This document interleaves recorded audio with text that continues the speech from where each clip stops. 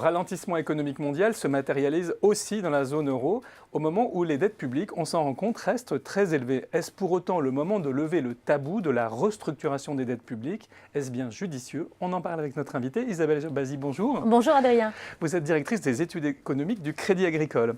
Alors pourquoi est-ce que ce débat revient aujourd'hui, ce débat un peu dangereux?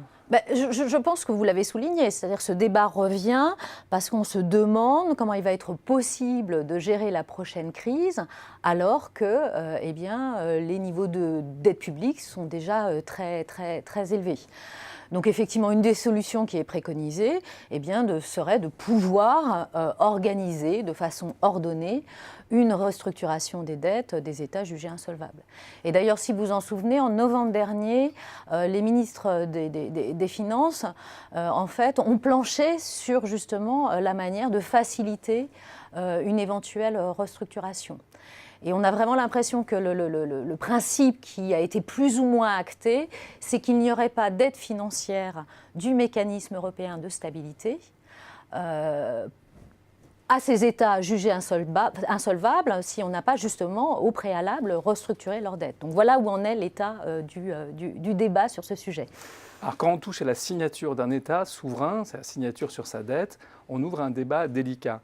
Pourquoi est-ce que ça engage beaucoup plus qu'une simple restructuration de dette privée? Alors, je crois que ce débat est compliqué parce que l'équation elle-même est très difficile à résoudre. Alors, quels sont les avantages d'une restructuration? Eh bien, déjà, ça va vous permettre probablement de ne pas trop procrastiner et d'éviter de mettre en place des mesures d'austérité qui sont socialement et économiquement trop coûteuses, alors même qu'il n'est pas du tout garanti que vous puissiez remettre la dette publique sur une trajectoire soutenable. Et puis, si on a une vision très germanique, on va vous dire aussi que ça réduit ce qu'on appelle l'aléa moral. C'est-à-dire que ça va permettre de responsabiliser les États et donc éviter que ceux-ci accumulent une dette excessive et en fait laissent la facture aux autres États membres. Ça, c'est les arguments pour. Voilà, pour. Le dernier, c'est normalement, ça doit aussi discipliner le marché. Ça veut dire qu'il va être obligé de discriminer davantage entre les risques souverains. Eh bien, ça doit être aussi d'ailleurs un aiguillon pour ces États en favorisant davantage de discipline. Donc ça, c'est vraiment le corpus en faveur d'une restructuration de dette. Alors malheureusement, il y a aussi des points négatifs et on sait, parce qu'on l'a vu historiquement, que lorsqu'on a des restructurations, ça peut conduire à des perturbations graves, que ce soit économiques ou financières. Et donc moi je vois trois raisons où effectivement vous pouvez avoir ces perturbations, donc ces dislocations sur les marchés.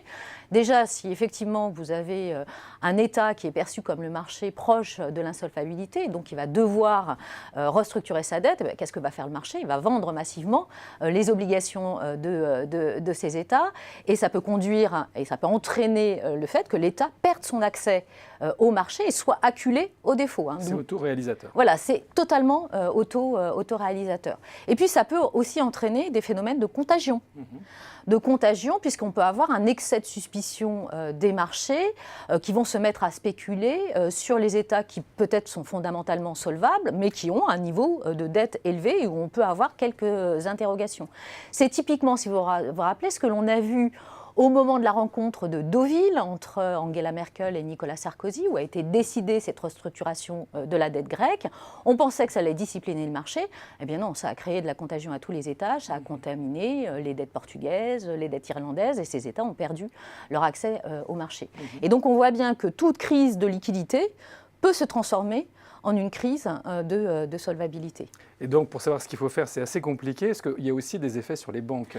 Exactement. Il y a aussi le dernier effet de contagion que vous pouvez avoir, c'est lorsque le marché va se poser la question des acteurs domestiques qui sont exposés à ce risque souverain. Et notamment, on pense aux banques qui détiennent un certain volant d'obligations de leurs souverains respectifs. Et donc, effectivement, à partir du moment où vous commencez à avoir des doutes sur la solvabilité d'un État, eh bien, ça va rétroagir négativement sur les banques. Vous allez commencer à vous poser la question de l'état de santé de cette banque qui risque de faire face à des abandons de créances. Et à ce moment-là, on a les réactions de marché, des coûts de refinancement qui qui explosent, on peut avoir des problèmes de liquidité pour ces banques et avec des dégâts économiques certains. Donc vous voyez bien que tout le problème et toute la question qui se pose, c'est comment on peut avoir un mécanisme de restructuration de dette qui, de manière exemptée, favorise la discipline budgétaire et qui permet aussi de préserver la stabilité financière. Merci Isabelle Jobbasi pour cette analyse.